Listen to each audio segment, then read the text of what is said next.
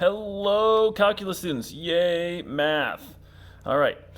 So this lesson is going to be about optimization. Optimization is finding mins and maxes, the maximum amount of something possible or the minimum amount of something possible. These have lots of application as well. In businesses, I mean, trying to maximize your profits, or if you're trying to package something, trying to use the minimum amount of packing. So let's take a look at this. We're going to start off with a nice simple one here. Two numbers have a sum of 100. What is the maximum product of the two numbers? So right off the bat, we're going to start with, creating some variables for this. We don't know what the two numbers are, so I'm just going to call them x plus y. They have a sum of 100. We don't know what the product is. X times y is going to equal something. I'm trying to maximize this number. Now what we could do is just start trying numbers if we want to. So, like 1 plus 99, that's 100. 1 times 99, that's 99. Or what about 2? 2 plus 98 is 100. So, but 2 times 98, well, that's a lot bigger than 100. That's going to be what, 196? Or what if we did, well, we can just keep going up there if we want to. What about negative numbers? Is that going to change anything? So we're going to do this here for just arbitrary coordinates, different variables here, and this is the number trying to maximize. Now, because we don't want to do multivariable calculus, we're going to get this down to just a single coordinate, just one coordinate. So I'm going to take this equation, I'm going to change this into y equals 100 minus x, and I'm going to substitute that in. So now I've got p equals x times 100 minus x. And I'm going to distribute, so 100x minus x squared. So if I'm trying to find the maximum of this, well, that means, of course, maximums occur when the derivative is equal to 0. So I'm going to derive this. So p prime is equal to, the derivative of 100x is just 100, and the derivative of x squared is just 2x. And I'm going to find when it equals 0 or undefined, but this is never going to be undefined. So now that I've got this, I'm going to solve for x. So 2x is going to equal 100, so x is going to be 50. And if x is 50, I can come up here, that also means y is going to be 50 as well. So let's do some checking here. 50 times 50, that is 2,500. What if we did 49 and 51? Get out the lightsaber here. 49 times 51. Oh, just a scotch less. 24.99. Well, that seems pretty valid, but to really check, of course, we need to check numbers on either side. So what happens when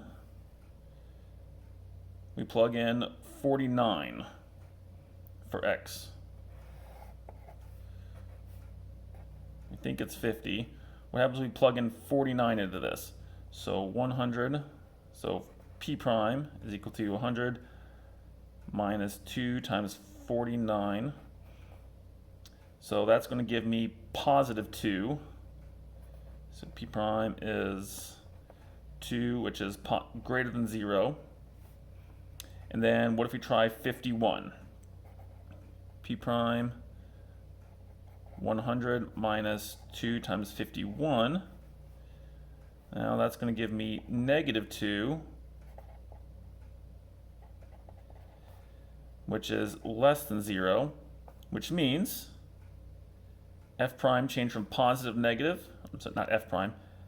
P prime changed from positive to negative, which means P changes from increasing to decreasing. And that means that has to be a maximum. Now that's one way we can do this. So this does have to be a maximum. Now we got to make sure we answer the question: what is the maximum product of the numbers? So the maximum product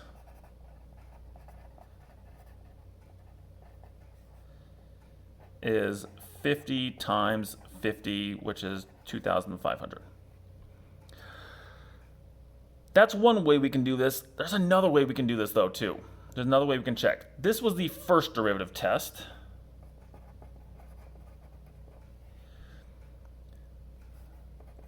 What about the second derivative test? Well, let's go back to this function, take the derivative again.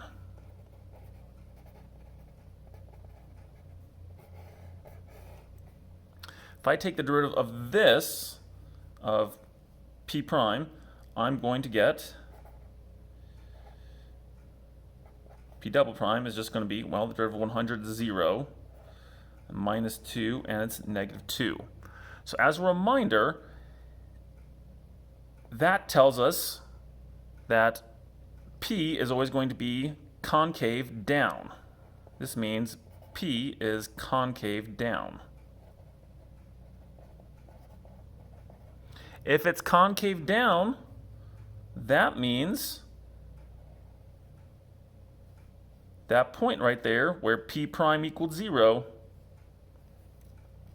that point right there is a relative maximum. So p prime of 50 equals 0. P double prime, if I plug in the 50 into this, well, there's nothing to really plug in, is there? P double prime of 50 would be negative 2. So therefore, erase this, running out of space. Therefore, P has a relative maximum at x equals 50. That's the second derivative test. So the second derivative test can be very, very nice. It's very, very helpful. You don't always need it, but sometimes it's a nice, quick way to figure out something's a maximum or minimum without having to choose numbers on either side. Some people like it. I like it. But as a high school student, I just wanted to rely on this because I had limited memory space, if you will. All right. The next one. So here we're going to see a little bit more of an application here.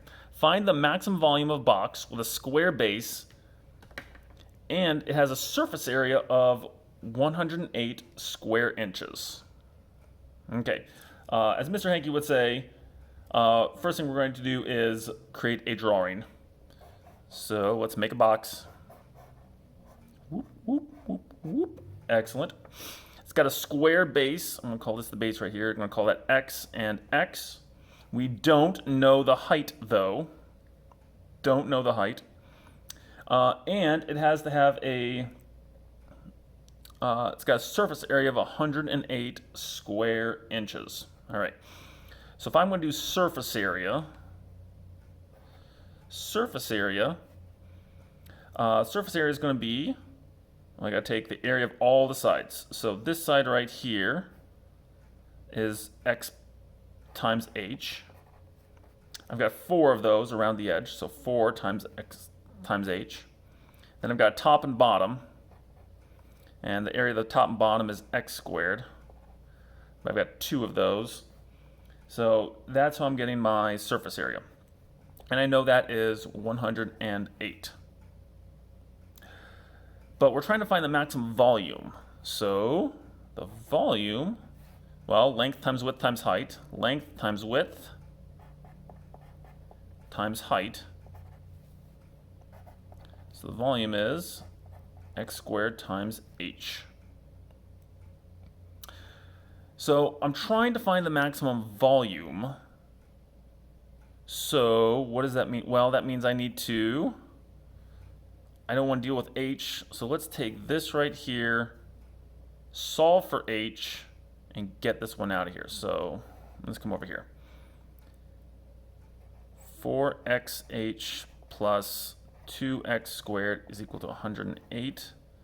I'm going to get the x's on the other side.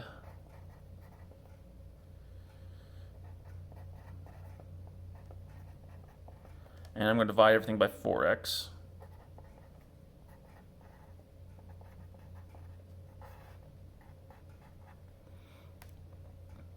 And then I'm going to come up here and I'm going to plug it in. So x squared times 108 minus 2x squared all over 4x. Now, I could derive this as is. If I got to find a maximum, I know I need to derive. However, I'm not going to derive right now. I'm going to simplify this first so I don't have to do the product rule. So, that x there and that x there cancel out. Then I'm going to distribute this x through here. So I'm going to get 108x minus 2x cubed all over 4. And also, just to simplify things, I'm going to split up this fraction. 108x divided by 4 minus 2x cubed over 4. So really, I'm just getting 27x minus 1/2 x cubed. That's a lot of setup just to get into a nice form, but it's not too bad. So now that I've got a formula for the volume, I need to maximize the volume, because different heights and different areas for the base, different lengths and widths for the base, can change the volume. So let's see here. Let's take the derivative. So v prime is equal to 27 minus 3/2 x squared. And of course, I'm going to set it equal to 0.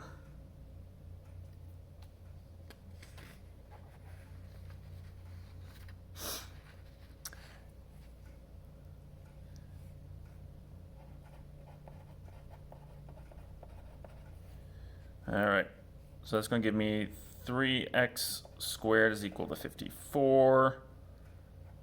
Divide by 3, x squared is equal to, I believe it's 18, so x is equal to the square root of 18. Could be positive or negative, technically, but we got to throw out negative because we can't have negative length right there. So x is equal to the square root of 18.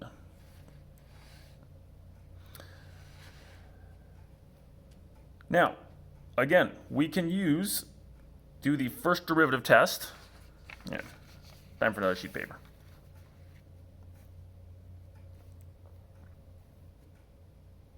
We can do the first derivative test if we wish.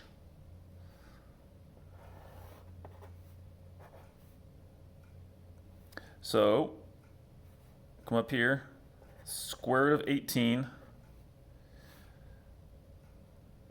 V prime, if I plug in something smaller than the square root of 18. Well, the square root of 18 is going to be like 4 something. So let's maybe try like 3. So if I plug in 3, V prime of 3, so that's going to be 27 minus 3 over 2 times 3 squared.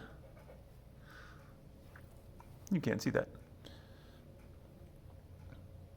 So let's see here.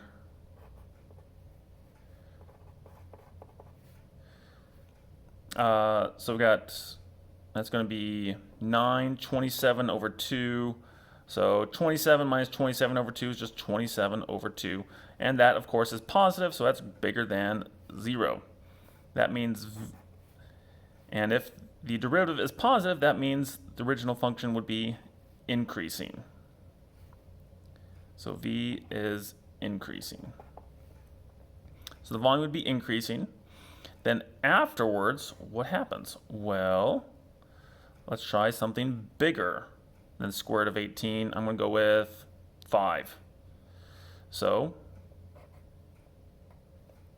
v prime of 5. 27 minus 3 over 2 times 5 squared. So 27 minus 25, it's going to be 75 over 2. So 27 minus 37.5. I don't even care what the number is. All I know is v prime of 5 is less than 0. That means v would be decreasing. So v is decreasing. So that means since v prime changes from positive to negative at x equals the square root of 18, v has a relative maximum. Now, of course, that's not quite enough because we still need to actually solve the problem. What is the maximum? So we're going to take, we got to figure out what h is. Well, h is equal to 108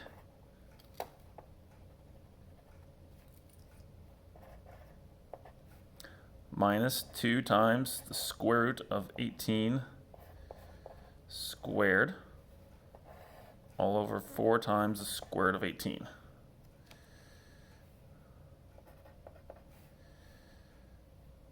So 108 minus, it's going to be 18.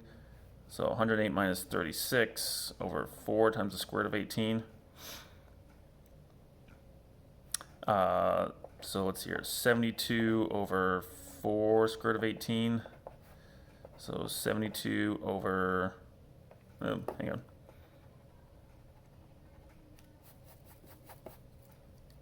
So 18 over the square root of 18, I believe. So 18 over the square root of 18, and hey, well, that's just the square root of 18. Huh. That's interesting. So if we go back so now, what's the maximum volume going to be? X is the square root of 18 squared, all times h, square root of 18. So we can just say, hey, it's whatever this, it's going to be 18 times the square root of 18, which is, get out the lightsaber, 18 times the square root of 18. It's going to give us a maximum volume of 76.3675237 cubic inches. Now, again, this is us doing the first derivative test. This is our justification. Change from positive to negative.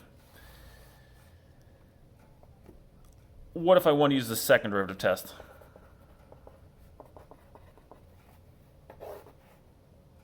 What if I want to use the second derivative test? Well, second derivative test, let's take the derivative of the, let's take the second derivative, so v double prime. So derive this again. 27, derivative of 27 is just, no, that's 0. Derivative of negative 3 over 2x squared is just going to be negative 3x. And the question is, what is v double prime of the square root of 18.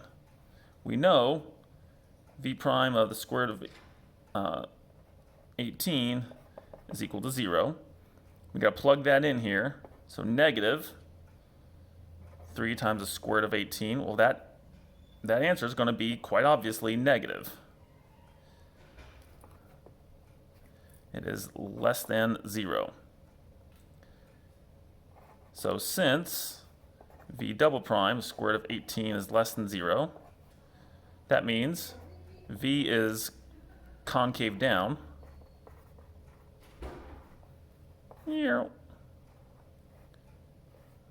Which means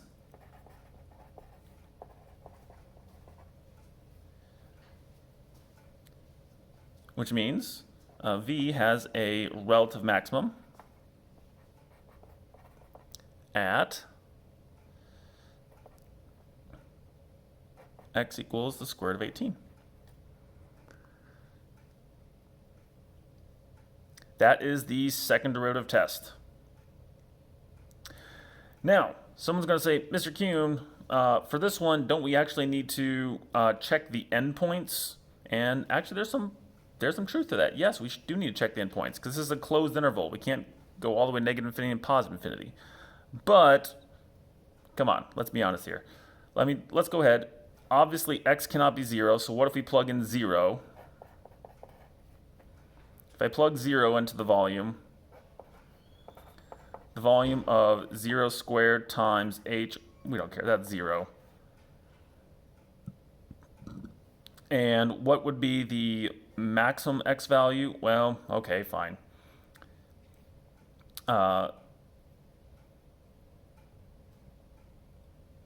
If we have the other end of the spectrum would be 2x squared plus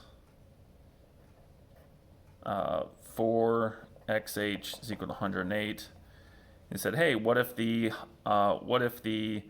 height were equal to 0?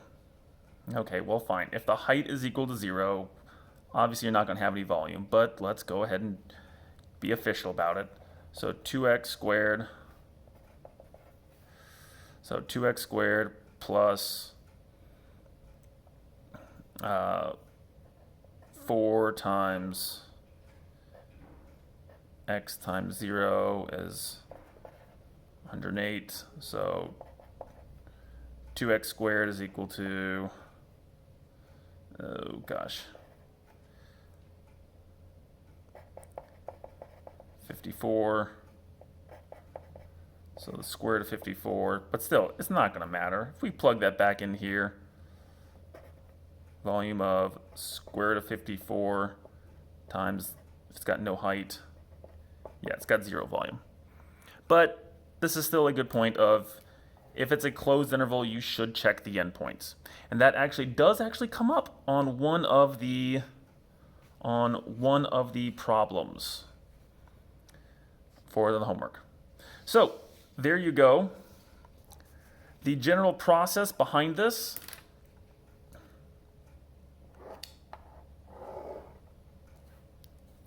is, first thing you want to do is find the equation you're trying to optimize.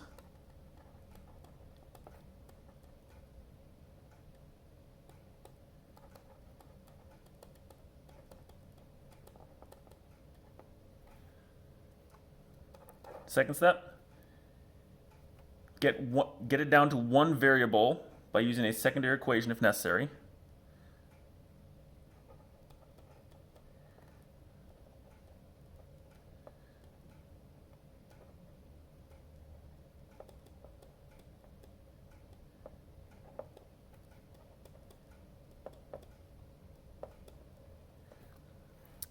For example, up here, this is the equation we're trying to optimize.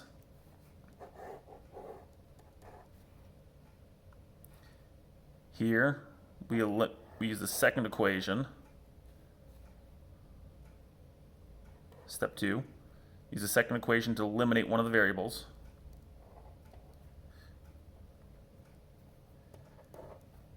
Then, take the derivative.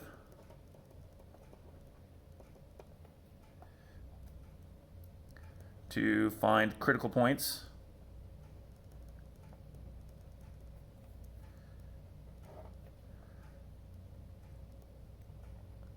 Then find where relative max or relative mins occur using first derivative test or second derivative test.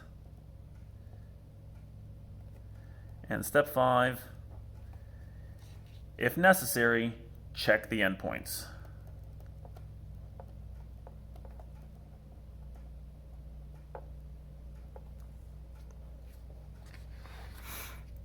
Those are steps involved. All right, apologize for the extra lengthy video, but hopefully this gives you 2 good examples of what to do and how to work these problems. Thanks so much for watching. Bye.